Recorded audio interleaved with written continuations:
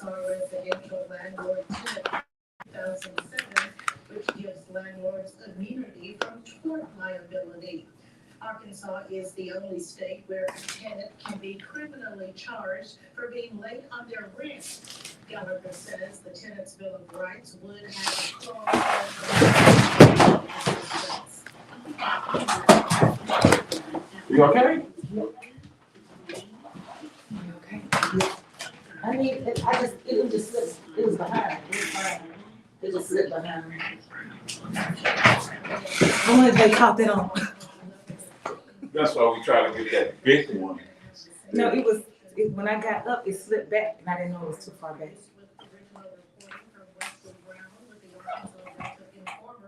Were you live when that happened?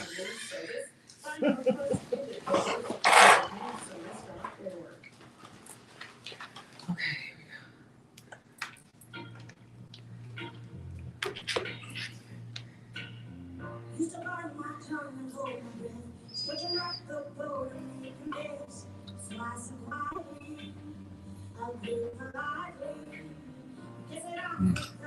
You falling with chairs and I'm falling down escalators.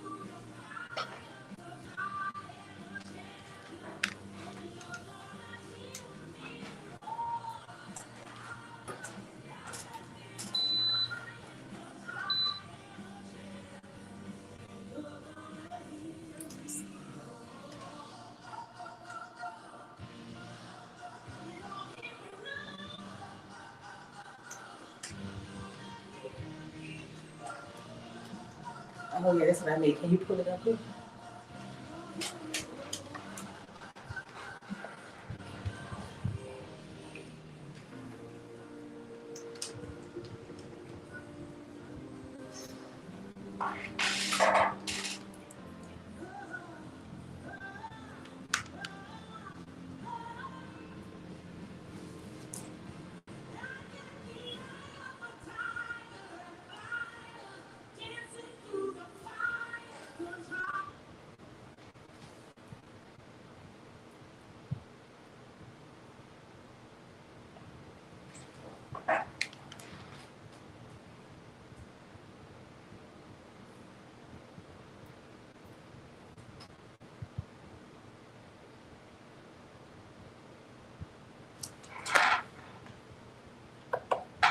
I guess that's our signal. I guess that's all they wanted you to know. I got the eye of a tiger. I'm a fighter. And you gonna hear me roar. Yes, you are listening to Community Voices. We are live right here at KABF 88.3 FM, where we are the voice of the people. And the phone lines are absolutely open today at 501-433-0088. But before we get into it, we always like to begin our show expressing our gratitude for you. We want you to know that we are about to celebrate. Well, we are already celebrating 40 years of local community radio right here posted up in the city of Little Rock. But we are streaming across 100,000 watts of radio, and we are streaming across a global platform. So wherever you are in the world, you can tune in to KABF 88.3 FM. And we know that you do, because we get calls, we get donations, we get comments, we get pushbacks, we get stuff from you from all over the world. And we are grateful for you. And we want you to know that, yes, we are asking you to donate $40 for our commemoration, $1 for every year. But we want you to know that we appreciate all of the ways that you show up with any of your resources, not just your financial resources, but every time you call in, every time you show up at an event, every time you send me a TikTok or a message or a link that you want me to follow or a book that you want me to read, every time you invite me to your birthday party, like all of these ways that you show up, every time you sign your signature, sign one of the sheets that we are doing for an initiative, all of the ways that you show up, for that we are forever grateful. And it is in the spirit of oneness, the spirit of Sawubona, that we greet you with that gratitude. And that oneness says that we are connected forever and ever and always through our humanity. And we were trying to figure out in this space, how do we center Blackness in the spirit of oneness that is humanity? So that's what we're here to do on KABF 88.3 FM Community Voices. And we are live with your co-host and a special guest. So I'm asking a co-host to greet you, and then I'm going to let the guest introduce herself before we get on into the show. Good morning, Denise. Thank you. Just want to say thank all of you for tuning in all the way to the left, to 88.3 FM. Yes, we are celebrating 40 years of being on the air. And some of you may have made know, but we're just one of a handful of 100,000 watt community radio stations. 1,000 watts is as high as the FCC allows you to go. And so to have that type of platform, to have that type of voice for you, and you are the voice, you are the community, we are just so grateful and just so thankful. But we could not have been here for 40 years without you. You are the lifeblood that makes KABF 88.3 go, and you have been doing it for 40 years. So the heart is still pumping good here at KABF, and we want to see another 40 years, and just want to thank all of you for all that you have done and all that you can continue to do for community radio, voice of the people. And our special guest, if you just introduce yourself, we'll get into the conversation in a minute, but just tell us who you are and whatever else you want us to know. It's all about what you want us to know. Okay. My name is Misti Hurd, and I am the CEO and founder of Lotus Life Coaching and Consulting. It's a business that I started last summer, and I have recently gone full-time into what I consider to be my mission and purpose. And so I'm so thankful to be here to talk to y'all today. I'm glad that you are here too. Like we were saying this before we got on the air. It's been a minute. This is the third time. Third time the charm. Third time's the charm. Let me get these announcements to you so that you can govern yourselves accordingly. AARP Arkansas knows that knowledge is the only way to fight scam artists and fraudsters. But an event about an often frightening topic does not have to be scary. With food, drinks, music, and a panel of compelling experts, event attendees will leave armed to tackle the next phony email or high-pressure sales call. Scam Jam 2024 is free and open to the public on Thursday, October 17th at 5:30 p.m. at the University of Central Arkansas's Brewer Hegeman Conference Center, located next door to Arkansas PBS at 350 South Donahue Avenue in Conway. You do not have to be an AARP member to attend, but pre-registration is greatly appreciated for an accurate head count.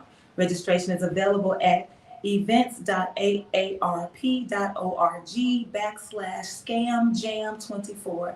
Registration is available at events.aarp.org/scamjam24 or by calling 877-926-8300 or by calling 877-926-8300 using the event name AARP Arkansas Scam Jam 2024.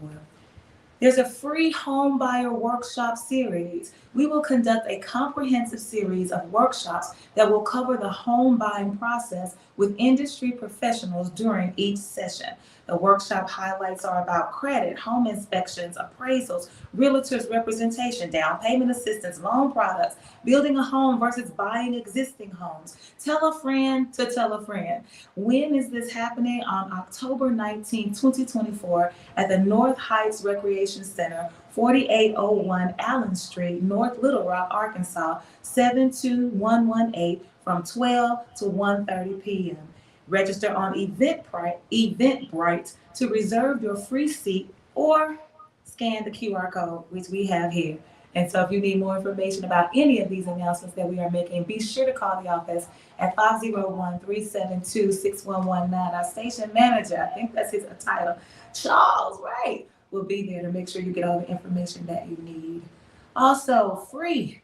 There's a Pulaski County Sheriff's Office 4th Annual Community Fall Festival happening at 3201 West Roosevelt Road in Little Rock, 72204. It's happening on October 26th from 10 a.m. to 3 p.m. For more information, call 501-340-6613. For more information about the Community Fall Festival, dial 501-340-6613. In the case of inclement weather, the new date will be November 2nd of this year. KABF 88.3 FM is celebrating 40th anniversary with a fundraiser party, and it is happening on Saturday, October 19th from 4 to 7 p.m. at St. Michael's Episcopal Church, 12415 Cantrell Road in Little Rock, 72223. Y'all, let me tell you, I'm telling you now, it's a little tricky to turn up in their driveway to get to St. Michael's. So if you need something, call somebody, 228-236-7440. Hit me up and I'll come out there. I'll guide you. I'll do whatever you need to do, but it is a little tricky. But it's the same place where we held our People's Celebration, for those of you who remember. There will be live music and food, and it is featuring a tribute to John Cain. The event is free. However, we are challenging everyone to donate $40 to commemorate the years of KABF serving the voice of the people. If you want to be a part of this monumental event, please call our office at 501-372-6119. Tony, do you have any announcements for us this morning? No, just want to add one thing to the 40th anniversary celebration.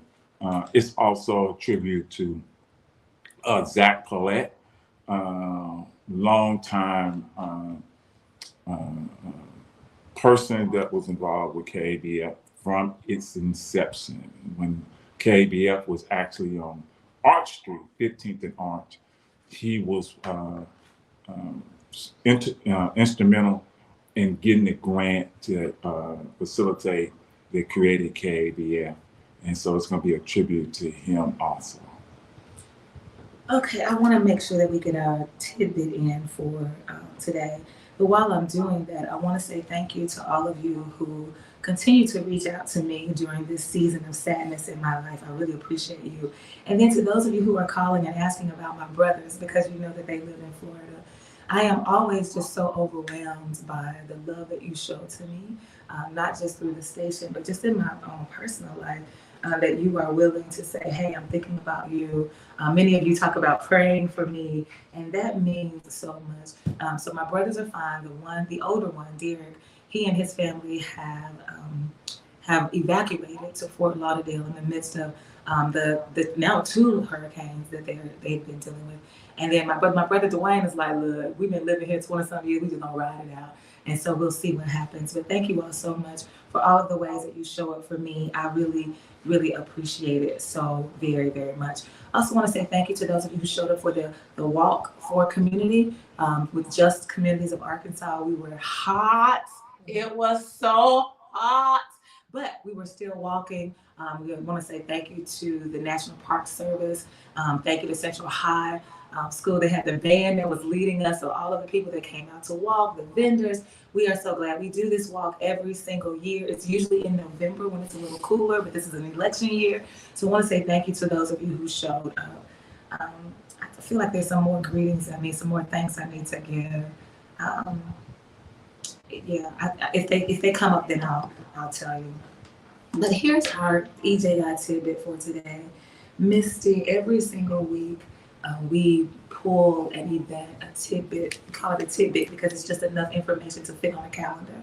The calendar is designed by the Equal Justice Initiative that is run by Brian Stevenson, who is an attorney who specializes in cases involving youth, especially to make sure that their sentences for life and without parole, those kind of sentences are overturned to make sure they have the best treatment. But he's an attorney for all people, but he specializes in youth. And they've designed this calendar, and it is a calendar that reminds us of the racial injustice in our country. And every week, I choose one of the tidbits, and I want to ground the conversation in that.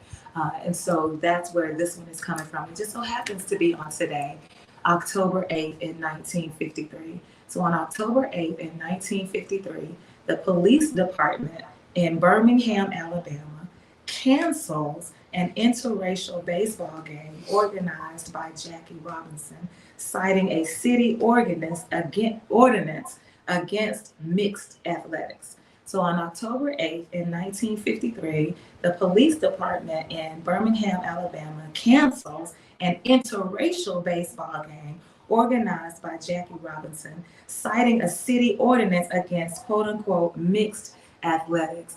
And 1953 was 71 years ago. My mother, this happened during her lifetime. Like, she experienced this. So this is not a long time ago. And so when we think about the current state of affairs in our country as it relates to race relations, even though some people can say, well, you've come a long way. Well, I'm not going to say that we haven't come a long way, but we still have a long way to go, because some of the things that we are seeing as it relates to race and the separation of races, the separation of identities that the world gives us, that we are not born with, but the world gives us, it continues to plague us. And one of the reasons I wanted to bring it up today is because with me being Black and you being white, this would have been against the law, right? We would not have been able to share this space. We worship together. We would not have been able to worship together the way that we do every single Sunday. Like, this would not allow us to even be able to reach out and share. And so I thought of it, I'm like, now, I can't even imagine what that would feel like for somebody to say, you can't possibly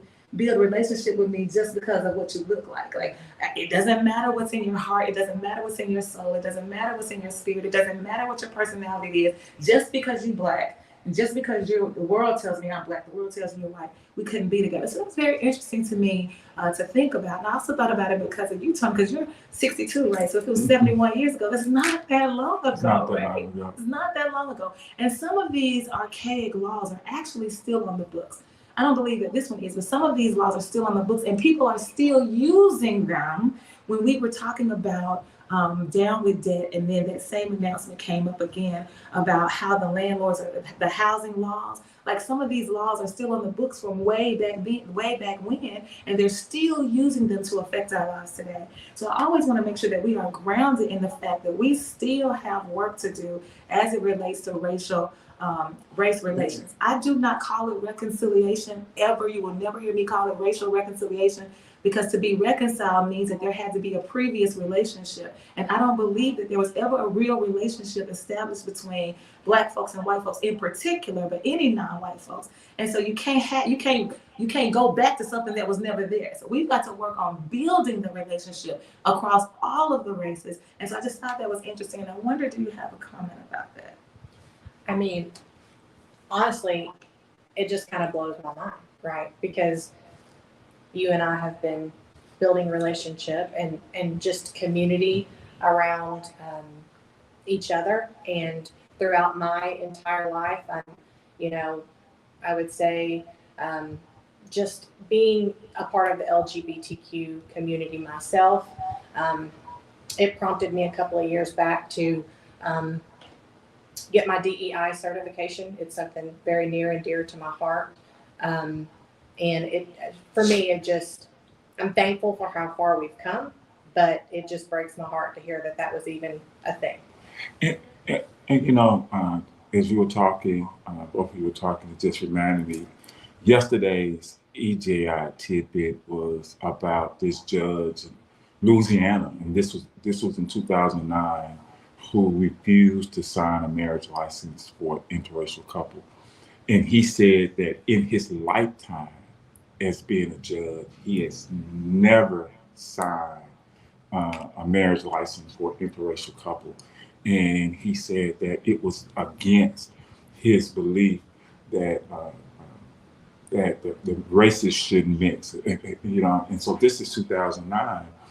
But I also think about something Isabella Wilkerson said while she was Isabella Wilkerson, who said something she said when I was listening to her lecture last Wednesday.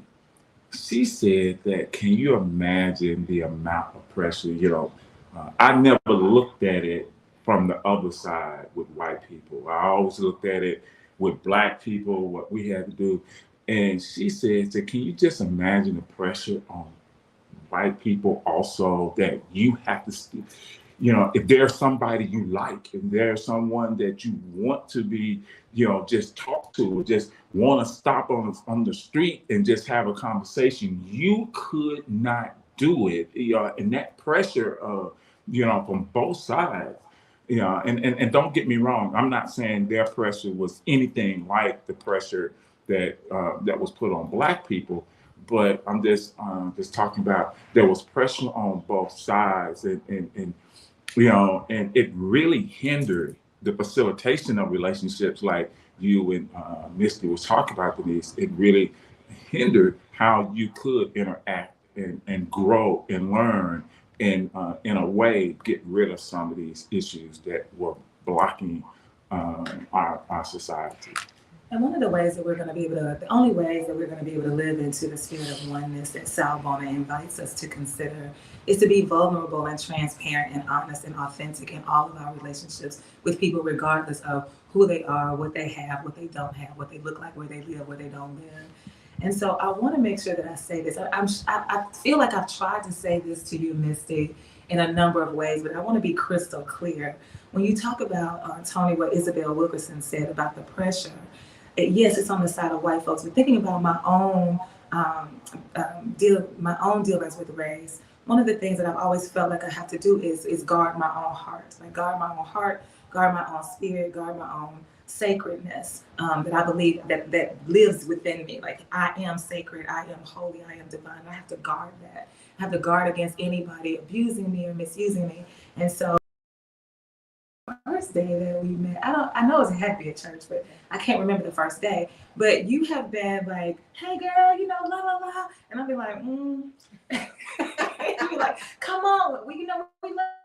I'm like, You're like, come on, go to this concert. I'm like, And so it really has been a journey for me to relax those barriers, those walls that separate us, to say, hey, you got to protect yourself around folks. Because I believe every white person is racist. Don't get me wrong. I don't see how you cannot be in the world in which we live. The world was created for you to be racist. So I understand that you were born into this, and you did without your permission, without our permission. And so I believe every single white person is racist, but I do believe that there are people who have said, wait a minute, this ain't right. I don't want to live like this. And so you've taken some steps to become less racist. And so when you find those people, sometimes I feel like you gotta kind of tread the water before you say, maybe it might be okay. And so I've kind of been treading the water, but now I'm like, good, when is I'm coming to your house? So I just wanted to make sure that I said that out loud. I appreciate how you and your wife, you have not, You haven't stopped. You have not taken your hands off me, and I really have appreciated that. I consider you to be like the first lady of the church. And so at first I thought this is just her role. She got to be nice to everybody. She don't really mean it, but I do think you mean it. As a matter of fact, when I text y'all, I text in Blackness. I text in Blackish. And it's funny because Nikki once said, look, I have to let her read it to decode it for me because she knows she can understand you better than I can. So can you talk a little bit about the role of race in your life growing up? Yeah, thank you for that. And I do appreciate you warming up. When I first started coming to church, so my wife is the worship leader, and I remember the first couple of times I came there, the first time or two, I said, I like her energy. Who is she? And she's like, oh, that's Denise. She's our piano player, and she speaks, and she's amazing and all these things. And you just have this spirit about you, this aura that I wanted to be a part of. And so I wanted to just kind of touch on the comment you made about kind of feeling like you kind of need to protect, because, being leery of people. So my story is being raised in a very strict Southern Baptist household, being put in a private Christian school. So I didn't know any Black people. There were Black people in our town, but my parents didn't have Black friends. I just didn't have the opportunity. I played some sports, and in the summer of 9th grade, the public school coach had heard about me playing basketball and had reached out to my parents and said, I really need her on my senior high basketball team. And my parents were nervous about that. They wanted to keep me kind of sheltered and sort of, in this kind of, I want to say held down kind of, atmosphere. But I really, really wanted to spread my wings. I wanted to be able to play, a step up with the basketball and things like that. So my very first encounter was meeting all those girls on the basketball team. And so it was myself and one other white girl, and the rest of the team were all Black girls. And they just immediately welcomed me. And I never once, I know everybody says, don't say that you don't see color. We obviously have things that are built in us and things like that. But I never felt any of that. I never felt like, oh, I can't do this because they're Black, or why do they like me? It was just this natural camaraderie and team atmosphere. And I just immediately fell in love with all of them. And so from that moment forward, I have embraced, it's just been such a wonderful thing to not have that, bias or whatever you want to call it. When I was 18, I met my best friend, I think I've talked to you about, Tanya. Yeah, you told me that you I got a best friend, a Black best friend. I was like, Yeah, that's what all white people say. So it's like a cliche, and I hate to say it. But she was another one. I was 18, she was 27. We were working at Walmart together. And I just remember seeing her, and I was like, oh my gosh, she's got the greatest energy. I have got to get to know her. And the rest is history. She's going to be here on Thursday to come spend the weekend with my wife and I. So yes, you can come meet her.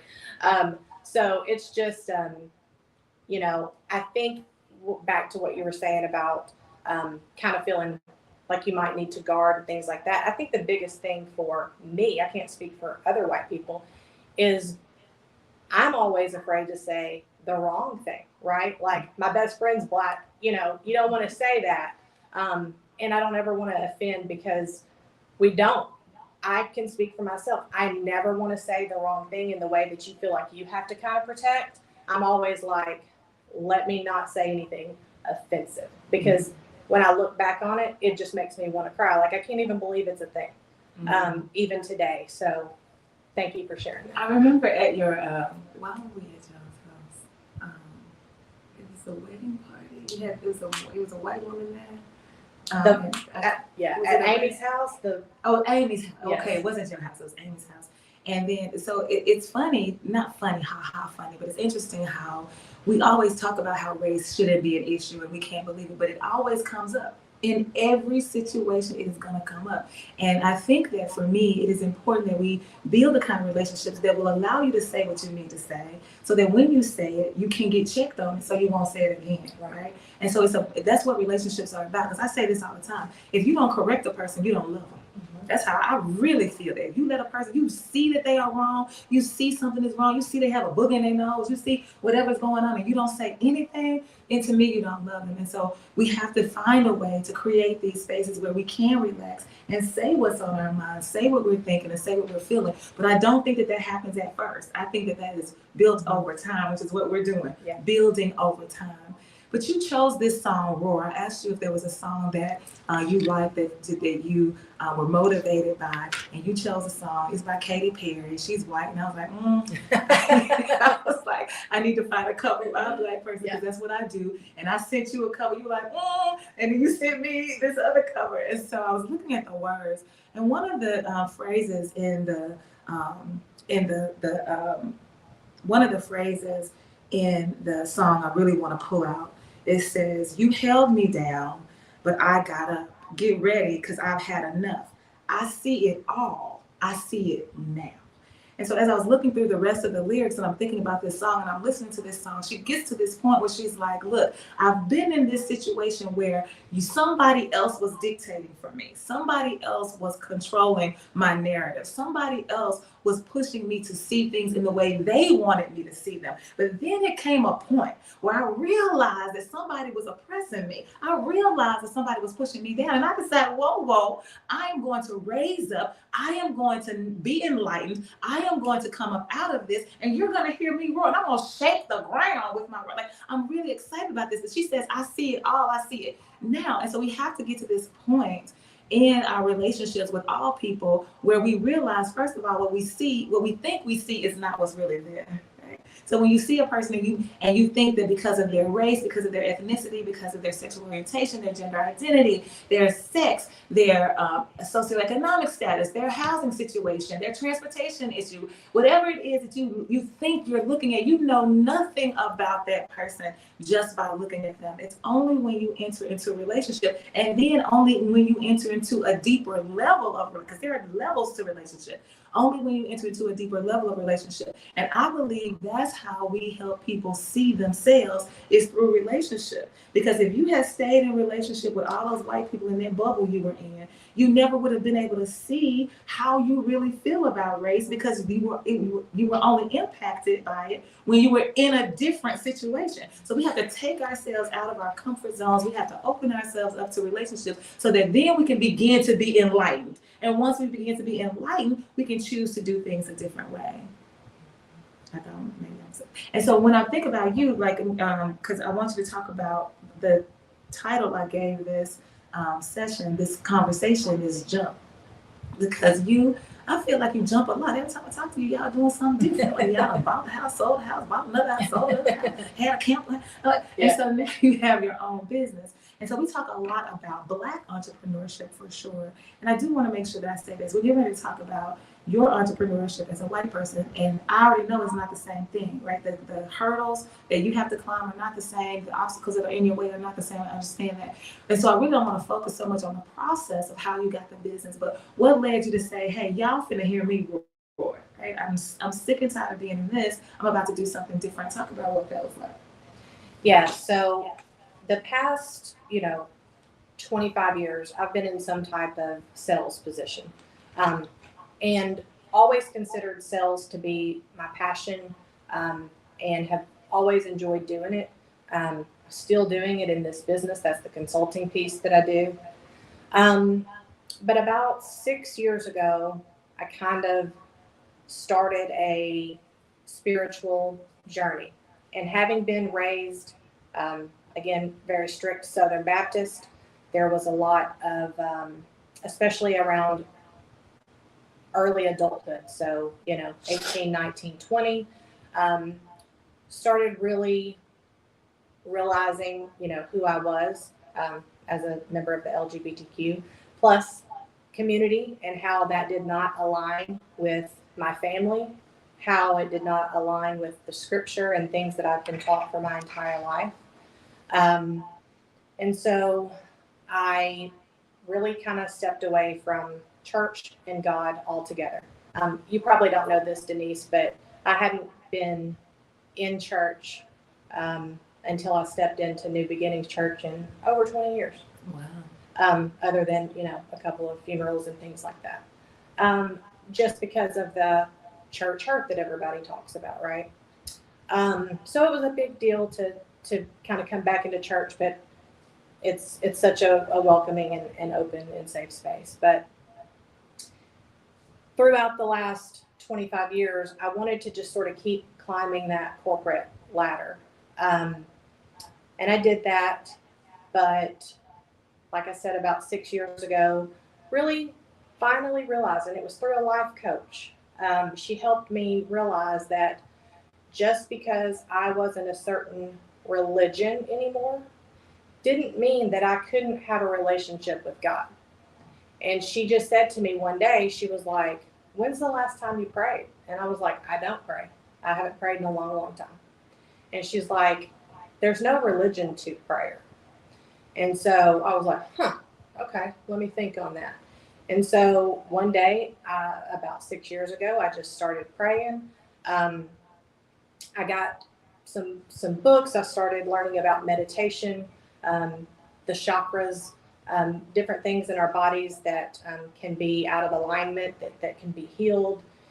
And so through that process, as I have been on what I call a spiritual awakening, it led me to realize that I'm really, really being called to help people in a deep way, in a meaningful way. So whether that be, with coping skills, whether that be with stress management, just career coaching, spiritual coaching, things like that. That has really been heavy on my heart the last couple of years, which brought me to starting my business last year. A year ago, I took a director level role that to me was the pinnacle of what my work has been over the last 25 years. Was at the height of my career, and I was more unhappy, more miserable than I had ever been. And the calling was so great to really, really make a difference. That back in August, I was able to step away. I had the means to do that at that time, to really, really follow what I feel is my purpose. And so here we are 2 months later, and truly just focusing on helping people. Also still have the consulting side where I do different business development, things like that for companies. So that's where we are. I want to do something that is making a difference in the world and not just going and, hitting a sales quota, Yeah, I really appreciate this journey that you are on because it helped me since my mother's energy shifted. We've had several conversations about people and what they've done to me, what they've said to me. I haven't even told you the latest. What they've said to me in the midst of this situation. And I'm like, I don't understand how certain words can come out of people's mouths at this point. Like, I don't understand in this, like anybody, I would assume, people say common sense ain't common. I just assume that people would know if you lost a parent, that is something sacred and you are really hurting. So in this season of hurt, that there are certain things you just would not say, even if you were feeling them, you just wouldn't say them right now. Like, let her grieve a little bit. And so there have been all of these, like, it's been craziness coming from everywhere. And so it has, one of the things that I said when T first shifted was, I wanted silence. Like, I need to be left alone, because a lot of that came from traditional Christians who would come to me and tell me things that they thought I needed to hear, or tell me things that they thought I needed to do based on their understanding of their Christian faith.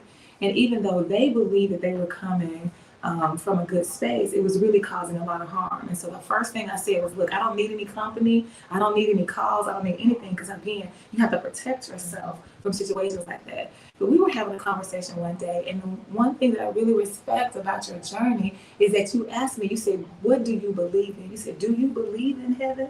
You asked me that. You wanted to know, where are you?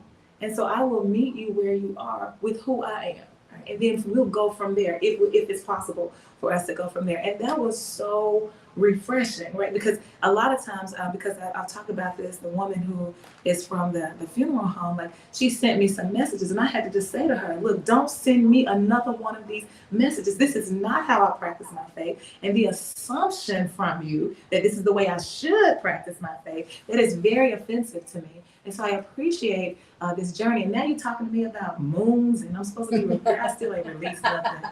I ain't manifested nothing. I mean, I want to think about it. Can you talk to us a little bit about what you told me about what you do? Like every 2 weeks, it's like you're going to release in 2 weeks, you're going to manifest in 2 weeks. It's based on the moon. Yes.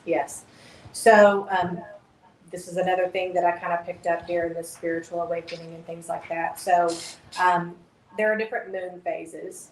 And the ones that I particularly pay attention to are the new moon and the full moon. And so when you look into it, the new moon is when there's no moon. It's the day that there's absolutely, you cannot see the moon. And at that time is what we consider to be like a new beginning. That's when it's time to sort of set your intentions for the next month, the next 6 months. I do that in a couple of ways, but one of the main ways that you want to do that is just by writing. You want to write things as if they are already so. You want to go ahead and thank God and the universe for already making it so. And that's what happens at the new moon. And on the calendar, it's usually about 2 weeks later, that process from it being no moon in the sky that you can see starts to slowly bring more light. And full moon, actually next week, it's on the 17th, is a time for releasing. This is releasing anything that no longer serves you, things that are weighing you down, limiting beliefs, negative thoughts. And I do this by, you once again write these things out that you want to release. And then as you are releasing these things, you burn that piece of paper in a symbol to God and the universe that these things are not mine to carry anymore. I'm giving them to you, God, and you are releasing those. So that's just the most basic and simple way that I can explain those two. And I just want to remind people that when you say God, you talk about God in the most expansive terms, however people see God. God in universe, spirit. Yes, however people see that. And so I really did think about, because people sometimes challenge me on my, they think I have some audacity to be a person who talks about the Bible, who teaches about the Bible, who preaches from the Bible. Like, how can you do this? Because we've heard you say all these things. And I have to constantly remind people that I believe that there are principles in the Bible that I absolutely can apply to my life every single day at work. It's a whole bunch of other stuff in there that I'm not going to deal with, that I think is ridiculousness, and I don't mind throwing that in the trash, but there are some things that I really want to keep. So when you talked about your intentions, there is a scripture in the Bible that says that you are to speak those things that are not as though they were. So when you say, like, you're already saying yes to this, I'm already claiming this. And there are plenty of prosperity preachers who teach about this, claim it, name it and claim it. They're usually talking about financial resources though. But in this case, you're saying, no, these are the things that I want to see for myself. These are my goals. These are my aspirations. These are the changes I want to see made in my life. And it's not just things. I want to make sure that I say that. Sometimes it's people. And again, I've learned this through my mother's, the shift in her energy has taught me that there are some people that you did not even realize needed to be gone from your life. And now this manifestation process allows you to let them go, right? And then the amazing thing to me, though, is I wasn't even practicing it in this way until we talked about it. I said, there have been people that have now been removed from my life, but then it seems like it made space for other people. So like, I'm not talking to 2 or 3, but now I'm talking to additional 5 or 6. And I'm like, it's just amazing when you it's like that pruning process, right? When you begin to get rid of the deadness that's around you, those dead leaves, those dead personalities, those negative thoughts and feelings and emotions, you get rid of that, then it makes room for you to receive more. So I want to make sure that we realize we're just not talking about things, that we are talking about people, we are talking about relationships. Now, in the spirit of Sawubona, that does not mean that this is a person that you would like if you saw them hungry, you wouldn't feed them. I'm not saying that at all. I'm just saying you have to make sure that your own inner circle, you are surrounding yourself in your sacred spaces with the energy that continues to help you be who you need to be for the world. And for the world, we interact with everybody. But in our sacred spaces, we get to choose whose energy we align ourselves with. And so I appreciate you telling us about that process. And so next week, people can begin to do the manifestation, which is speak those things that are not, those things that you want to see, put them out there. And I also want to add that you said you write those things down, but I want to give people some other ways to do this. Sometimes people who are not writers, and that's fine, you can do a video journal, right? So you can get on your phone and you can actually record yourself making these statements. And then you can keep those videos and you can even use them as what I call a gratitude journal, where you can go back and look at them from last month, last year, last 6 months, and you can see where you are in different ways, because I think people need to begin to see how their spirit, whoever that is, your universe, see that it really is moving in your life. And it doesn't have anything to do with whether you gave your tithes, doesn't have anything to do with whether you went to a church, doesn't have anything to do with whether or not you sing in the choir. It doesn't have anything to do with that. It has to do with you opening yourself up to a relationship with some force that you believe is higher than you. So you can do that. Some of us are artistic in our expressions. So if you want to draw, if you have a painting or a sketch that helps you to see what it is that you're trying to manifest, and then on this other side with what you're trying to get rid of,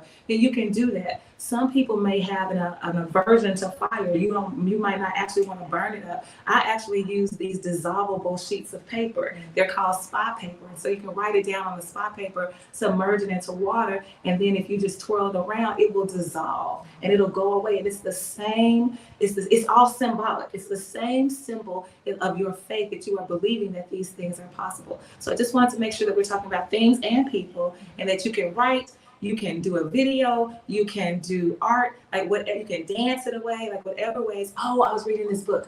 Oh, what was the book? I think it was A Black Woman. God is a Black Woman.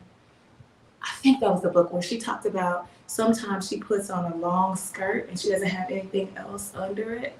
And then she'll go and find this lush piece of grass and she'll sit down in the grass so that her body can absorb from the earth. Like there's another way that you are aligning yourself with the universe, aligning yourself with some forces higher than you are. So just to give people different ways, because I think there are a lot of people out here that are like you. We've had this experience where like the church of our youth no longer serves us. Yet I do believe, how can I begin to practice in a way that does not bind me to what mama and them said and grandmama and them do, but allows me to be open and create my own relationship that I know works for me? Can I add one more thing? And then Toney, I'd love to hear from you. What you were just talking about there is what I call, and most people would call, grounding. There are electrons in the ground. There are meditations that will help you sort of get grounded and get centered, which is very peaceful. Another thing that I offer are energy cleanses. I don't know if you're familiar with sage or Palo Santo, but one of the things that I do is I go into people's offices or homes, and we do an energy cleanse with the smoke. That allows, if there's any stagnant energy around your home, any negative energy, anything that is not good, I will go into your space and do those cleanses. So I just wanted to mention that as well. That will help kind of clear your energy field.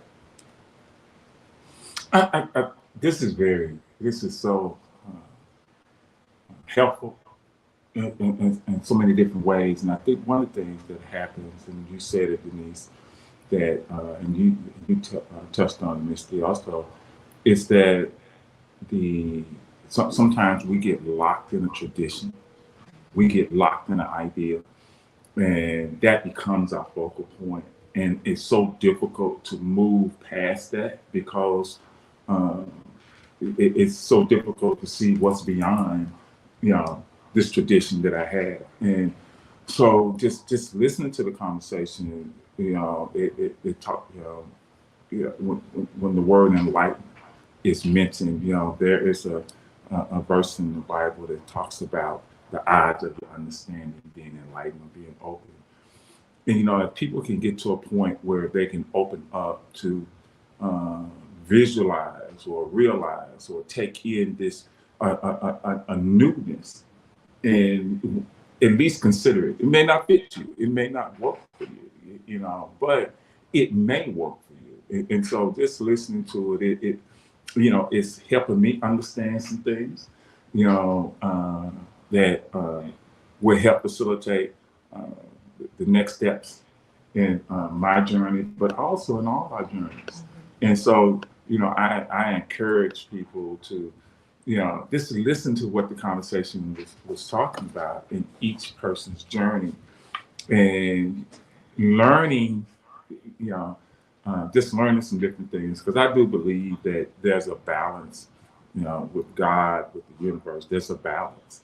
And when you are in tune with that balance, when you're in tune with nature, when you're in tune with human beings, when you are in tune with your environment, when you are in complete balance with those things, so many different things start to facilitate in your life, and you start to see life, you start to feel life, you start to enjoy life, you start to witness life in a whole different realm that is very, very helpful in how you take your next steps. So, and this kind of energy shift also happens like when you think about feng shui, when you think about how your home is set up. And I know like right now, because of all of the cleansing I'm having to do, like there's this one room in my house that's filled. I mean, it's got stuff everywhere. And I have to keep that door closed, because when I walk in there, it does something to me to see this stuff just everywhere. And the research shows that a cluttered space is indicative of a cluttered mind, and you can't do your very best work. So some of us need to take a look at our space, our living spaces. I know I had my furniture designed in such a way not too long ago that it just didn't. And one day it was like, this just doesn't feel right. And so I took the time to just sit and think, like, what do I need to do? Like, what is happening? Like, what do I need to do? And so I've created and moved some stuff out of the way. And now you can actually feel a difference in the flow of energy in the space. And so this energy is what we're kind of honing in on. This word energy keeps coming up. This word alignment keeps coming up. And it's about being, Toney, you said you have to be open to the fact that maybe this is something else that you need to think about. And there's so much research that there's so much information that you can find on it. And again, this is not about finding a religion. Lord knows we don't need another religion. nah. This is not about any of that. It's about giving people options, because I know that there are people with these experiences where they are looking for a way to connect to something that's bigger and higher than they are. And they're stumbling and fumbling because we've been so indoctrinated through religion that we aren't able to find it ourselves. The one thing I find so fascinating, in fact, you know, those who on Facebook, you might have saw me do a Kamala Harris thing and just listen, because it was so, it drew me in when you were talking about the phases of the moon. You was talking about the new moon. You was talking about the full moon. You know, and it just reminded me of nature. And anybody that's been around me who knows me, the one thing where I connect with nature is through scent.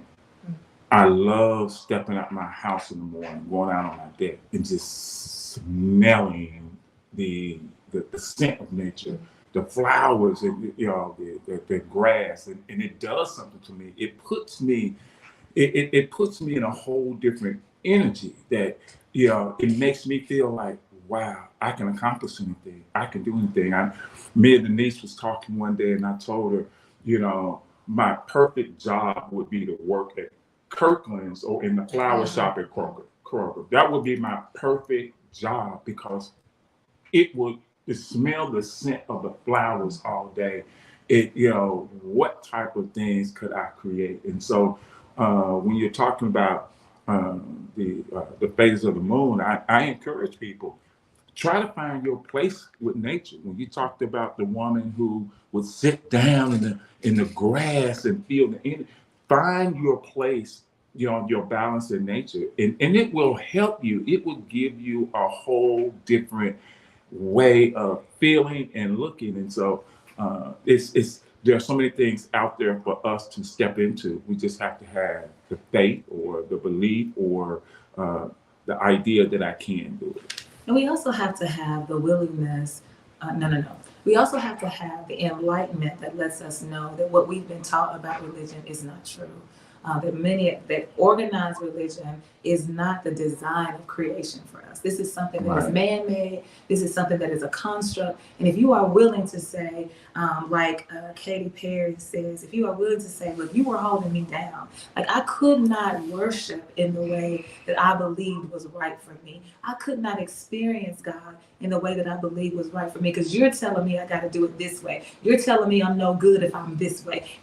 And I don't believe for a minute that is God. So how do I find myself in a position to say, no, there's a new way of connecting with whoever you want to connect with. Even if you say, I don't want to call it God, don't call it God. Like, you don't have to do that, but we have to connect ourselves. In the spirit of Sawubona, we talk about in being interconnected by our humanity, but we're interconnected by our humanity as we are in alignment with the entire creation.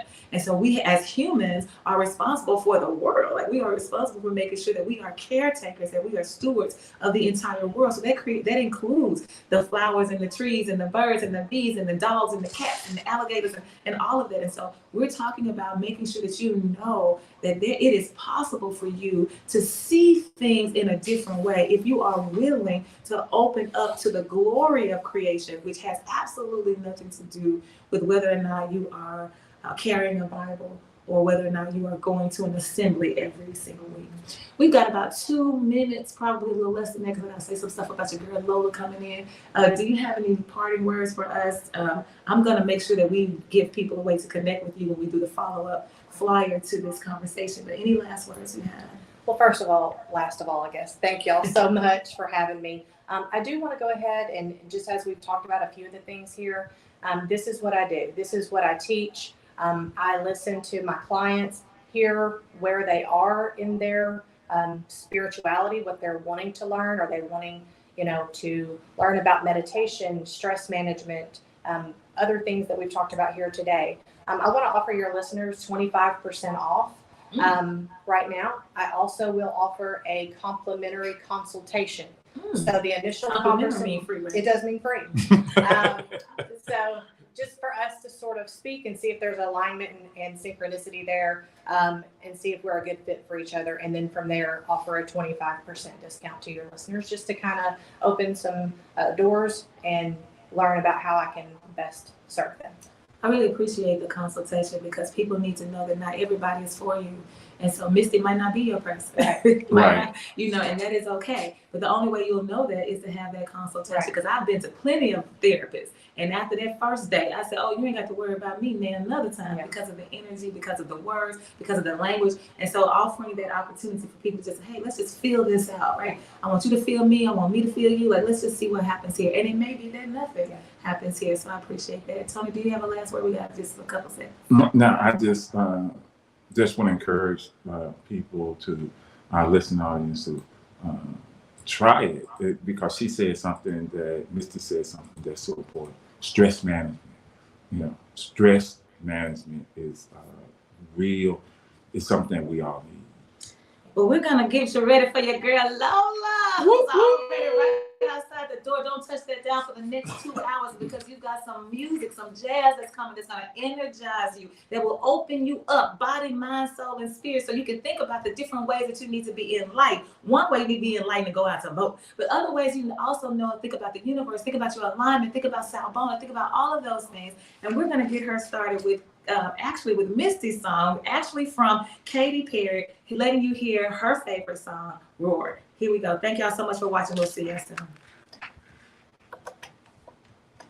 Hi, Misti.